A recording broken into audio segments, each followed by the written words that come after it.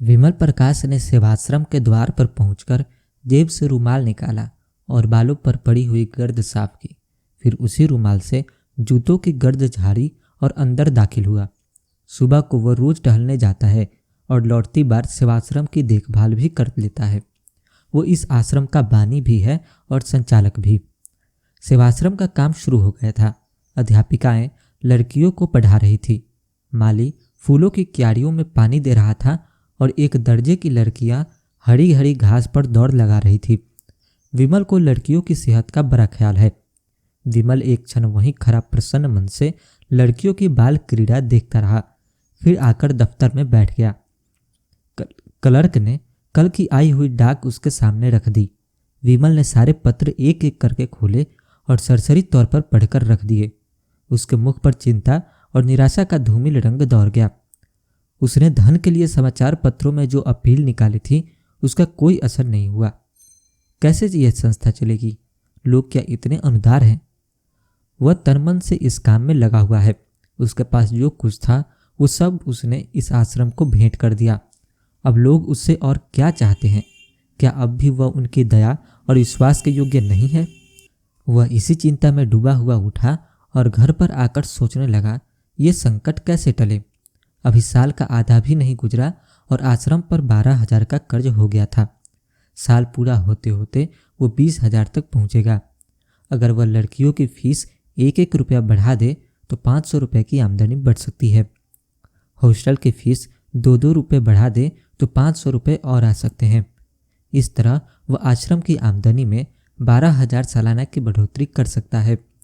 लेकिन फिर उसका वह आदर्श कहाँ रहेगा कि गरीबों की लड़कियों को नाम मात्र की फीस लेकर ऊंची शिक्षा दी जाए। काश उसे अध्यापिकाओं की काफ़ी तादाद मिल जाती जो केवल गुजारे पर काम करती। क्या इतने बड़े देश में ऐसी 10-20 पढ़ी लिखी देवियाँ भी नहीं है? उसने कई बार अखबारों में ये ज़रूरत छपवाई थी, मगर आज तक किसी ने जवाब न दिया। अब फीस बढ़ाने के सिवा उसके लिए और कौन सा रास्ता है? इसी वक्त उसके द्वार के सामने एक तांगा आकर रुका और एक महिला उतरकर बरामदे में आई। विमल ने कमरे से बाहर निकलकर उनका स्वागत किया और उन्हें अंदर ले जाकर कुर्सी पर बैठा दिया। देवी जी रूपवती तो न थी, पर उनके मुख पर शिष्टता और कुलीनता की आभा जरूर थी। औसत कद, कोमल गात, चंपई रंग, प्रसन्न मुख, खूब बनी सौड़ी हुई, मगर उस बनाव संवार में ही जैसे अभाव की झलक थी। विमल के लिए ये कोई नई बात न थी। जब से उसने सेवाश्रम खोला था, भले घरों की देवियाँ अक्सर उससे मिलने आती रहती थी। देवी जी ने कुर्सी पर बैठते हुए कहा, पहले अपना नाम बता दूं। मुझे मंजूला कहते हैं। मैं कुछ दिन हुए लीडर में आपकी नोटिस देखी थी और उसी प्रयोजन से आपकी सेवा में आई हूँ। यूँ तो आपसे मिलने का शौक बहुत दिनों से था, पर कोई अवसर न निकल पाती थी और बरबस आकर आपका कीमती समय नष्ट न करना चाहती थी। आपने जिस त्याग और तन्मयता से नारियों की सेवा की है, उसने आपके प्रति मेरे मन में इतनी श्रद्धा पैदा कर दी है कि मैं उसे प्रकट करूं तो शायद आप खुशामद समझे। मेरे मन में भी इसी तरह की सेवा की इच्छा बहुत दिनों से है, पर जितना सोचती हूँ उतना कर नहीं सकती। आपके प्रोत्साहन से संभव है मैं कुछ कर सकूं। विमल मौन से औंकों में था। अपनी प्रशंसा उसके लिए सबसे कठिन परीक्षा थी। उसकी ठीक वहीं दशा हो जाती थी जैसे कोई पानी में डुबकियां खा रहा हो। वह खुद किसी के मुंह पर उसकी तारीफ न करता था, इसलिए तारीफ के भूखे उसे तंगदिल समझते थे। वह पीठ के पीछे तारीफ करता था। हाँ, बुराइयां वह मुंह पर करता था और दूसरों से भी यही आशा रखता था। उसने अपना उखड़ा हुआ पाँव जमाते हुए कहा, ये तो बहुत अच्छी बात होगी। आप शौक से आए, सेवाश्रम की आर्थिक दशा तो आपको मालूम होगी। मैं इस इरादे से यहाँ नहीं आई हूँ, ये मैं पहले ही समझ गया था। मेरा ये आशा न था, यूं ही कह दिया। अच्छा, आपका मकान यहीं है? मंजूला देवी का घर लखनऊ में है। जालंधर के कन्या विद्यालय में शिक्षा पाई है। अंग्रेजी में अच्छी लियाकत है। घर के काम धंधे में भी कुशल है और सबसे बड़ी बात यह है कि उनके हृदय में सेवा का उत्साह है। अगर ऐसी स्त्री सेवाश्रम का भार अपने ऊपर ले ले तो क्या कहना। मगर विमल के मन में एक प्रश्न उठा। पूछा, आपके पति भी आपके साथ रहेंगे? साधारण सा सवाल था, मगर मंजूला को नागवार लगा। बोली, जी नहीं, वो अपने घर रहेंगे। वो एक बैंक में नौकर हैं और अच्छा वेतन पाते हैं। विमल के मन का प्रश्न और भी जटिल हो गया। जो आदमी अच्छा वेतन पाता है, उसकी पत्नी क्यों उससे अलग काशी में रहना चाहती है? केवल इतना मुंह से निकला, अच्छा। मंजुला ने शायद उनके मन का भाव तार कर कहा, आपको ये कुछ अनोखी सी बात लगती होगी, लेकिन क्या आपके ख्याल में शादी का आशय यह है कि स्त्री को पुरुष के दामन में छिपा रहना चाहिए? विमल ने जोश के साथ कहा, हरगिज नहीं। जब मैं अपनी जरूरतों को घटाकर सिफर तक पहुंच सकती हूं तो फिर किसी पर भार क्यों बनूं? बेशक हम दोनों में मतभेद है और उसके अनेक कारण हैं। मैं भक्ति और पूजा को मानव जीवन का सत्य समझती हूँ, वो इसे लेक्चर समझते हैं। यहाँ तक कि ईश्वर में भी उनका विश्वास नहीं है। मैं हिंदू संस्कृति को सबसे उच्च समझती हूँ। उन्हें हमारी संस्कृति में ऐब ही ऐब नजर आते हैं। ऐसे आदमी के साथ मेरा निबाह कैसे हो सकता है? विमल खुद भक्ति और पूजा को ढोंग समझते थे और इतनी सी बात पर किसी स्त्री का पुरुष से अलग हो जाना उनकी समझ में न आया। उन्हें ऐसी कई मिसालें याद थी जहां स्त्रियों ने पति के विधर्मी हो जाने पर भी अपने व्रत का पालन किया। इस समस्या का व्यवहारिक अंग ही उनके सामने था। पूछा, लेकिन उन्हें कोई आपत्ति तो न होगी? मंजुला ने गर्व के साथ कहा, मैं ऐसी आपत्तियों की परवाह नहीं करती। अगर पुरुष स्वतंत्र है तो स्त्री भी स्वतंत्र है। फिर उसने नर्म होकर करुण स्वर में कहा, यूँ कहिए कि हम और वो 3 साल से अलग हैं, रहते एक ही मकान में लेकिन बोलते नहीं। जब कभी वो बीमार पड़े हैं मैंने उनकी तीमारदारी की है। उन पर कोई संकट आया है तो मैंने उनसे सच्ची सहानुभूति की है। लेकिन मैं मर भी जाऊं तो उन्हें दुख ना होगा। वो खुश होंगे कि गला छूट गया। वो मेरा पालन पोषण करते हैं, इसलिए उसका गला भराया था। एक क्षण तक वह चुपचाप जमीन की ओर ताकती रही। फिर उसे भय हुआ कि कहीं विमल उसे हल्का और ऊंची न समझ रहा हो, जो अपने जीवन के गुप्त रहस्य का ढिंढोरा पीटती फिरती है। इस भ्रम को विमल के मन से निकालना जरूरी था। उसने उन्हें यकीन दिलाया कि आज तक किसी ने उसके मुंह से ये शब्द नहीं सुने। यहाँ तक कि उसने अपने मन की व्यथा कभी अपनी माता से भी नहीं कही। विमल वो पहले व्यक्ति हैं जिनसे उसने ये बातें कहने का साहस किया है, और इसका कारण यही है कि वो जानती है उनके दिल में दर्द है और एक स्त्री की विवशता का अंदाजा कर सकते हैं। विमल ने लजाते हुए कहा, यह आपकी कृपा है जो मेरे बारे में ऐसा ख्याल रखती है। और उनके मन में मंजुला के प्रति श्रद्धा उत्पन्न हुई। बहुत दिनों के बाद उन्हें एक देवी नजर आई जो सिद्धांत के लिए इतना साहस कर सकती है। वो खुद मन ही मन समाज से विद्रोह करता रहता था। सेवाश्रम भी उनके मानसिक विद्रोह का ही फल था। ऐसी स्त्रियों के हाथों में वो सेवाश्रम पर बड़ी खुशी से सौंप देगा। मंजुला इसके लिए तैयार होकर आई थी। मंजुला के जीवन में आत्मदान की मात्रा ही ज्यादा थी। देह को वह इस भावना की पूर्ति का साधन मात्र समझती थी। दुनिया की बड़ी से बड़ी विकृति भी उसे शांति न दे सकती थी। मिस्टर मेहरा से उसे केवल इसलिए अरुचि थी कि वो भी साधारण प्राणियों की भांति भोग विलास के प्रेमी थे। जीवन उनके लिए इच्छाओं में बहने का नाम था। स्वार्थ की सिद्धि में नीति या धर्म की बाधा उनके लिए असह्य थी। अगर उनमें कुछ उदारता होती और मंजुला से मतभेद होने पर भी उसकी भावनाओं का आदर करते और कम से कम मुख से ही उसमें सहयोग करते तो मंजुला का जीवन सुखी होता। पर उस भले आदमी की पत्नी से जरा भी सहानुभूति न थी और वो हर एक अवसर पर उसके मार्ग में आकर खड़े हो जाते थे और मंजुला मन ही मन सिमटकर रह जाती थी। यहाँ तक कि उसकी भावनाएं विकास का मार्ग न पाकर टेढ़े मेढ़े रास्ते पर जाने लगी। अगर वह इस अभाव को कला का रूप दे सकती तो उसकी आत्मा उसमें शांति मिलती। जीवन में जो कुछ न मिला उसे कला में पाकर वह प्रसन्न होती, मगर उसमें वह प्रतिभा, वह रचना शक्ति न थी और उसकी आत्मा पिंजरे में बंद पक्षी की भांति हमेशा बेचैन रहती थी। उसका अहम भाव इतना प्रच्छन्न हो गया था कि वह जीवन से विरक्त होकर बैठ सकती थी। वो अपने व्यक्तित्व को स्वतंत्र और पृथक रहना चाहती थी। उसे इसमें गर्व और उल्लास होता था कि वह भी कुछ है। वह केवल किसी वृक्ष पर फैलने वाली और उसके सहारे जीने वाली बेल नहीं है। उसकी अपनी अलग हस्ती है, अपना अलग कार्य क्षेत्र है। लेकिन यथार्थताओं के इस संसार में आकर उसे मालूम हुआ कि आत्मदान का जो आशय उसने समझ रखा था वो सरासर गलत था। सेवाश्रम में ऐसे लोग अक्सर आते रहते थे जिनसे थोड़ी सी खुशामद करके वो बहुत कुछ सहायता ली जा सकती थी। लेकिन मंजुला का आत्मविश्वास खुशामद पर किसी तरह राजी न होता था। उसके यश गान से भरे हुए अभिनंदन पत्र पढ़ना, उनके भावनों पर जाकर उन्हें सेवाश्रम के मुआयने का न्योता देना या रेलवे स्टेशन पर जाकर उनका स्वागत करना, ये ऐसे काम थे जिनसे उसे हार्दिक घृणा होती थी।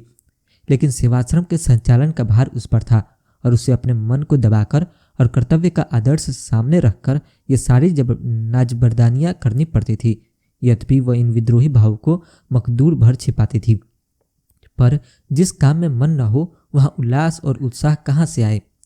जिन समझौतों से घबराकर वह भागी थी, वो यहाँ और भी विकृत रूप से उनका पीछा कर रहे थे। उसके मन में कटुता आती जाती थी और एकाग्र सेवा की धुन मिटती जाती थी। इसके विरुद्ध वह विमल को देखती थी। उसके चेहरे पर कभी शिकन नहीं आती।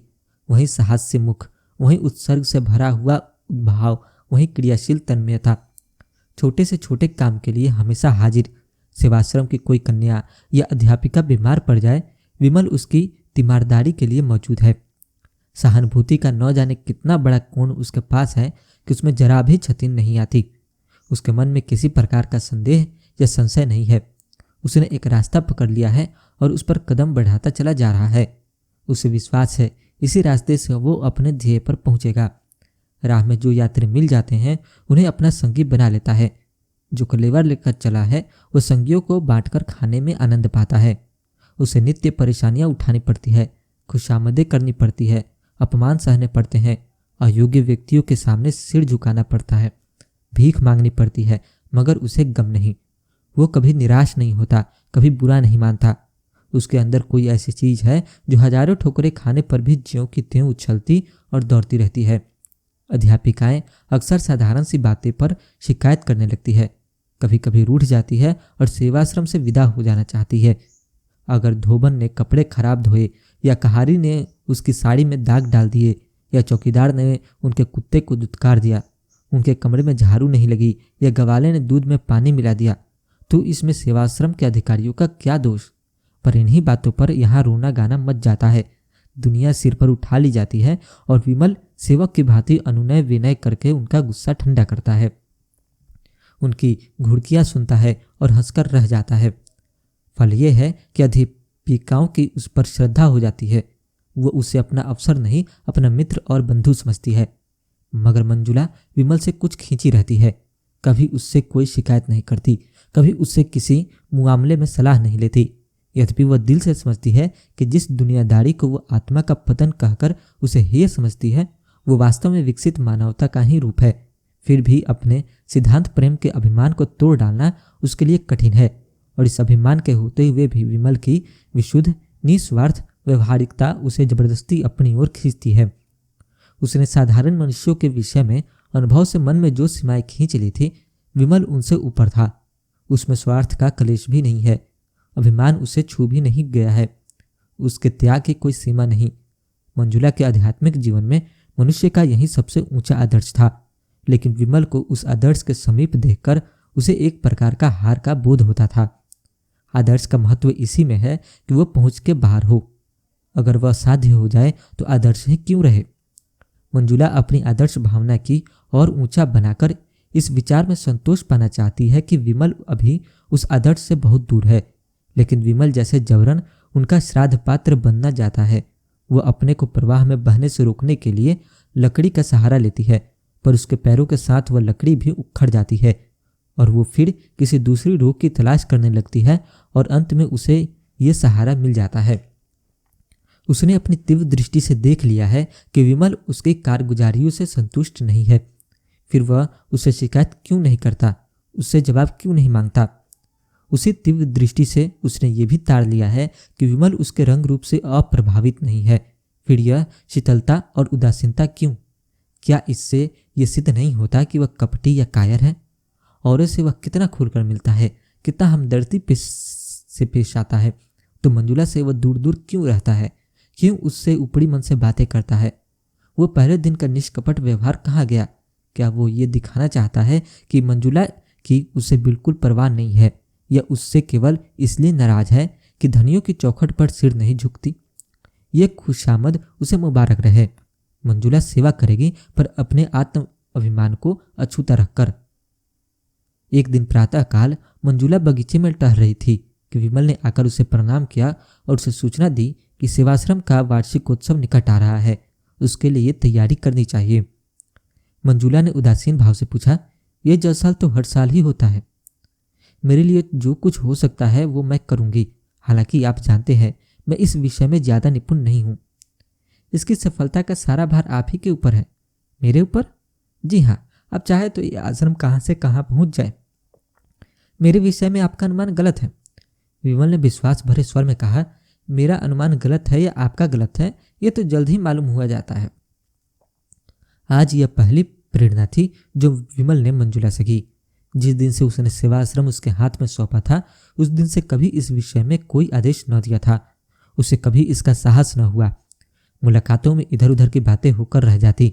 शायद विमल समझ जाता था कि मंजुला ने जो त्याग किया है वो काफ़ी से ज़्यादा है और उस पर अब और बोझ डालना जुल्म होगा। या शायद वह देख रहा था कि मंजुला का मन इस संस्था में रम जाए तो कुछ कहे। आज तो उसने विनय और आग्रह से भरा हुआ ये आदेश दिया तो मंजुला में एक नई मूर्ति दौड़ गई। सेवाश्रम से ऐसा निजत्व उसे कभी न हुआ था। विमल से उसे जो दुर्भावनाएं थी सब जैसे काई की तरफ फट गई और वह पूर्ण तन्मयता के साथ तैयारियों में लग गई। अब तक वह क्यों आश्रम से इतनी उदासीन थी, इस पर उसे आश्चर्य होने लगा। एक सप्ताह तक वह रात दिन मेहमानों के आदर सत्कार में व्यस्त रही। खाने तक की फुर्सत न मिलती। दोपहर का खाना तीसरे पहर मिलता। कोई मेहमान किसी गाड़ी से आता, कोई किसी गाड़ी से। अक्सर उसे रात को भी स्टेशन जाना पड़ता। उस पर तरह तरह के कर्तव्यों का रिहर्सल भी कराना पड़ता। अपने भाषण की तैयारी अलग। इस साधना का पुरस्कार तो मिला कि जलसा हर एक दृष्टि से सफल रहा और कई हजार की रकम चंदे में मिल गई। मगर जिस दिन मेहनत रुखसत हुए उसी दिन मंजुला को नए मेहमान का स्वागत करना पड़ा, जिसने 3 दिन तक उसे सिर न उठाने दिया। ऐसा बुखार उसे कभी ना आया था। 3 ही दिन में ऐसी हो गई जैसे बरसों की बीमार हो। विमल भी दौड़ धूप में लगा हुआ था। पहले तो कई दिन पंडाल बनाने और मेहमानों की दावत का इंतजाम करने में लगा रहा। जलसा खत्म हो जाने पर जहां जहां से जो सामान आए थे उन्हें सहेज सहेज कर लौटाने की पड़ गई। मंजुला को धन्यवाद देने भी न आ सका। किसी ने कहा जरूर कि देवी जी बीमार है, मगर उसने समझा थकान से कुछ हरारत हो आई होगी, ज़्यादा परवाह नहीं की।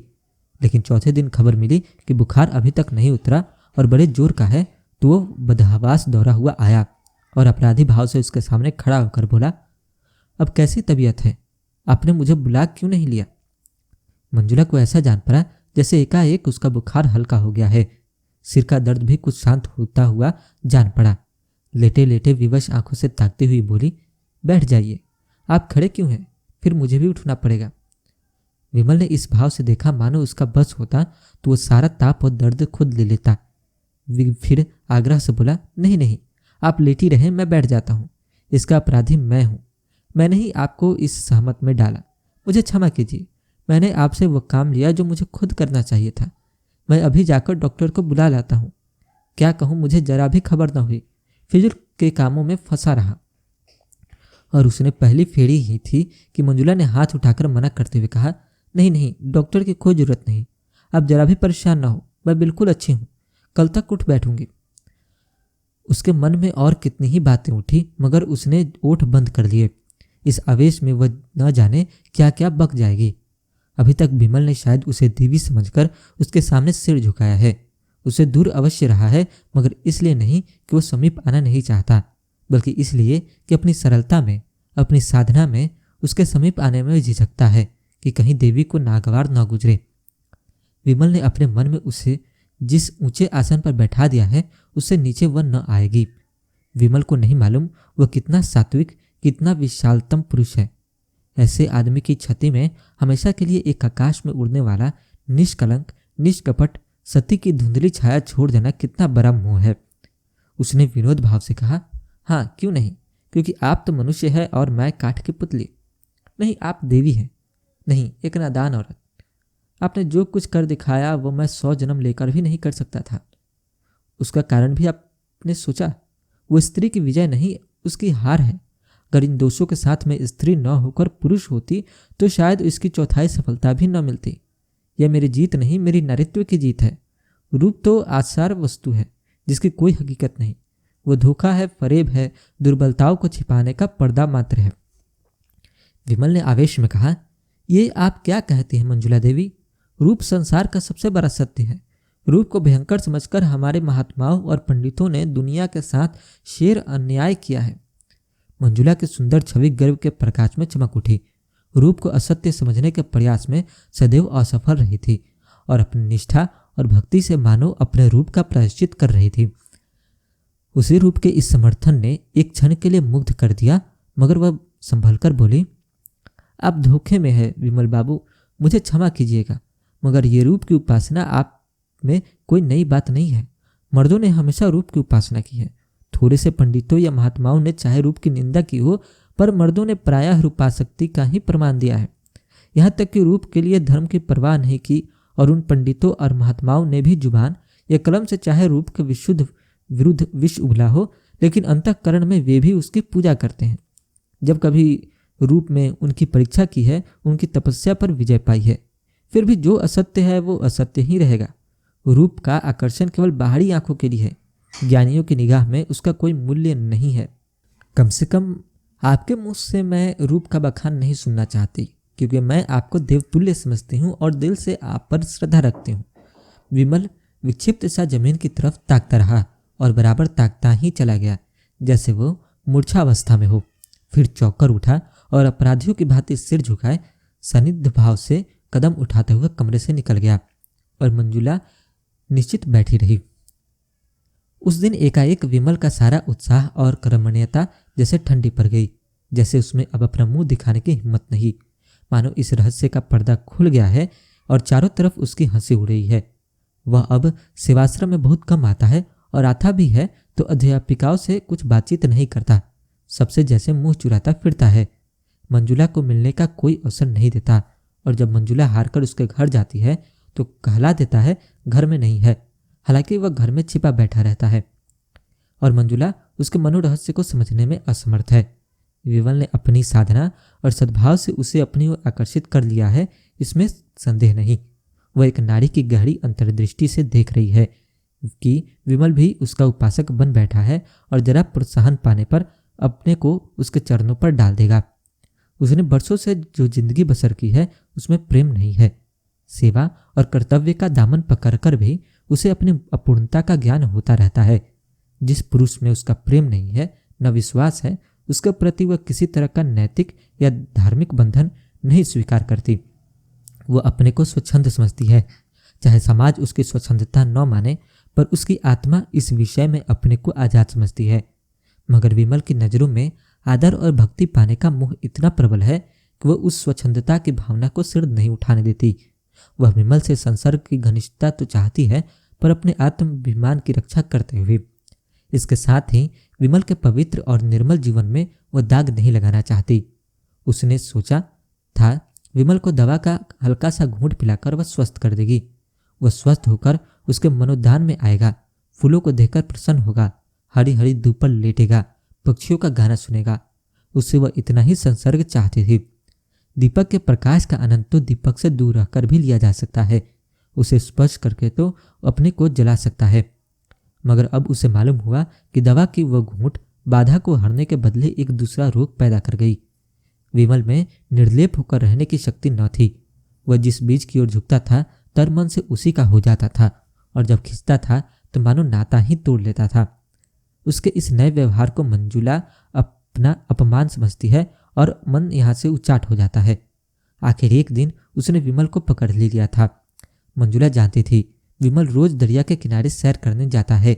एक दिन उसने वहीं जा घेरा और अपना इस्तीफा उसके हाथ में रख दिया। विमल के गले में जैसे फांसी पड़ गई। जमीन की ओर ताकता हुआ बोला, ऐसा क्यों? इसलिए कि मैं अपने को इस काम के योग्य नहीं पाती। संस्था तो खूब चल रही है, फिर भी मैं यहाँ नहीं रहना चाहती। मुझसे कोई अपराध हुआ है? आप अपने दिल से पूछिए। विमल ने इस वाक्य का वह आशय समझ लिया जो मंजुला की कल्पनाओं से भी कोसों दूर था। उसके मुख का रंग उड़ गया, जैसे रक्त की गति बंद होती गई हो। इसका उसके पास कोई जवाब न था। ऐसा फैसला था जिसकी कहीं अपील न थी। आहत स्वर में बोला, जैसी आपकी इच्छा, मुझ पर दया कीजिए। मंजुला ने आदर होकर कहा, तो मैं चली जाऊं? और वह जैसे गले का फंदा छुड़ाकर भाग खड़ा हुआ। मंजुला करुण नेत्रों से उसे देखती रही, मानो सामने कोई नौका डूबी जा रही हो। चाबुक खाकर विमल फिर सेवाश्रम की गाड़ी में जुट गया। कह दिया मंजुला देवी के पति बीमार थे, चली गई। कामकाजी आदमी प्रेम का रोग नहीं पालता। उसे कविता करने और प्रेम पत्र लिखने और ठंडी आहें भरने की कहाँ फुर्सत। उसके सामने तो कर्तव्य है, प्रगति की इच्छा है और आदर्श है। विमल भी काम पल्ले में लग गया। हाँ, कभी कभी एकांत में मंजुला की याद आ जाती थी और लज्जा से उसका मस्तक आप ही आप झुक जाता था। उसे हमेशा के लिए सबक मिल गया था। ऐसी सती साथी के प्रति उसने कितनी बेहूदगी की। 3 साल गुजर गए थे। गर्मियों के दिन थे। विमल अब की मंसूरी की सैर करने गया हुआ था और एक होटल में ठहरा था। एक दिन बैंड स्टेप के समीप खड़ा बैंड सुन रहा था कि बगल में मंजुला बैठी नजर आई, आभूषणों और रंगों से जगमगाती हुई। उसके पास ही एक युवक कोट पैंट पहने बैठा हुआ था। दोनों मुस्कुरा मुस्कुरा कर बातें कर रहे थे। दोनों के चेहरे खिले हुए, दोनों प्रेम के नशे में मस्त। विमल के मन में सवाल उठा, यह युवक कौन है? मंजुला का पति तो नहीं हो सकता। यह संभव है उसका पति ही हो। दंपति में अब मेल हो गया हो। उसे मंजुला के सामने जाने का साहस न हुआ। दूसरे दिन वह एक अंग्रेजी समाचार देखने सिनेमा हॉल गया था। इंटरवल में बाहर निकला तो कैफे में फिर मंजुला दिखाई दी, सिर से पांव तक अंग्रेजी पहनावे में। वहीं कल वाला युवक आज भी उसके साथ था। आज विमल से जब्त न हो सका। इसके पहले कि वह मन में कुछ निश्चय कर सके, वह मंजुला के सामने खड़ा था। मंजुला उसे देखते ही सन्नाटे में आ गई। मुंह पर हवाइयाँ उड़ने लगी, मगर एक ही क्षण में उसने अपने आप को संभाल लिया और मुस्कुराकर बोली, हेलो विमल बाबू, आप यहाँ कैसे? और उसने उस नवयुवक से विमल का परिचय कराया। आप महात्मा पुरुष हैं, काशी के सेवाश्रम के संचालक, और यह मेरे मित्र भी मिस्टर खन्ना है, जो भी हाल में इंग्लैंड से ICF होकर आए हैं। दोनों आदमियों ने हाथ मिलाए। मंजुला ने पूछा, सेवाश्रम तो खूब चल रहा है। मैंने उसकी वार्षिक रिपोर्ट पत्रों में पढ़ी। आप यहाँ कहाँ ठहरे हुए हैं? विमल ने अपना होटल का नाम बतलाया। खेल फिर शुरू हो गया। खन्ना ने कहा, खेल शुरू हो गया, चलो अंदर चलें। मंजुला ने कहा, तुम जाकर देखो, मैं जरा मिस्टर विमल से बातें करूंगी। खन्ना ने विमल को जलती हुई आंखों से देखा और अकड़ता हुआ अंदर चला गया। मंजुला और विमल बाहर आकर हरी हरी घास पर बैठ गए। विमल का हृदय गर्व से फूला हुआ था। आज समय उल्लास की चांदनी सी हृदय पर छिटकी हुई थी। मंजुला ने गंभीर स्वर में पूछा, आपको मेरी याद काहे को आई होगी? कई बार इच्छा हुई कि आपको पत्र लिखे, लेकिन संकोच के मारे न लिख सकी। आप तो मजे में तो थे। विमल को उसका यह उलाहना बुरा लगा। कहीं अभी हास्य विनोद में मग्न थी, कहीं उसे देखते ही गंभीरता की पुतली न बन गई। रूखे स्वर में बोला, हाँ बहुत अच्छी तरह था, आप तो आराम से थी। मंजुला आर्द्र कंठ से बोली, मेरे भाग्य में तो आराम लिखा ही नहीं है मिस्टर विमल। पिछले साल पति का देहांत हो गया। उन्होंने जितनी जायदाद छोड़ी उससे ज़्यादा कर्ज छोड़ा। इन्हीं उलझनों में पड़ी रही, स्वास्थ्य भी बिगड़ गया। डॉक्टरों ने पहाड़ पर रहने की सलाह दी, तब से यहीं पड़ी हुई हूँ। आपने मुझे खत तक ना लिखा। आपके सिर यूं ही क्या कम बोझ है कि मैं अपनी चिंताओं का भार भी रख देती। फिर भी एक मित्र के नाते मुझे खबर तो देनी ही थी। मंजुला ने स्वर में श्रद्धा भरकर कहा, आपका काम इन झगड़ों में पड़ना नहीं है विमल बाबू। आपको ईश्वर ने सेवा और त्याग के लिए रचा है, वही आपका क्षेत्र है। मैं जानती हूँ आपकी मुझ पर दया दृष्टि है। मैं कह नहीं सकती मेरी नज़रों में उसका कितना मूल्य है। जिसने कभी दया और प्रेम न मिला हो, वो इनकी ओर लपके तो क्षमा के योग्य है। आप समझ सकते हैं उनका परित्याग करके मैंने कितनी बड़ी कुर्बानी की है, मगर मैंने इसी को अपना कर्तव्य समझा। मैं सब कुछ सह लूंगी, पर आपको देवत्व के ऊंचे आसन से नीचे न गिराऊंगी। आप ज्ञानी है, संसार के सुख कितने अनिल है आप खुद जानते हैं। इनके प्रलोभन में न आइए। आप मनुष्य है, आप में भी इच्छाएं हैं, वासनाएं हैं, लेकिन इच्छाओं पर विजय पाकर ही आपने ये ऊंचा पद पाया है। उसकी रक्षा कीजिए और अध्यात्म में ही आपकी मदद कर सकता है। उसी साधना से आपका जीवन सात्विक होगा और मन पवित्र होगा। विमल ने अभी अभी मंजुला को आमोद प्रमोद में कीड़ा करते देखा था। खन्ना से उसका संबंध किस तरह का है यह भी वह समझ रहा था।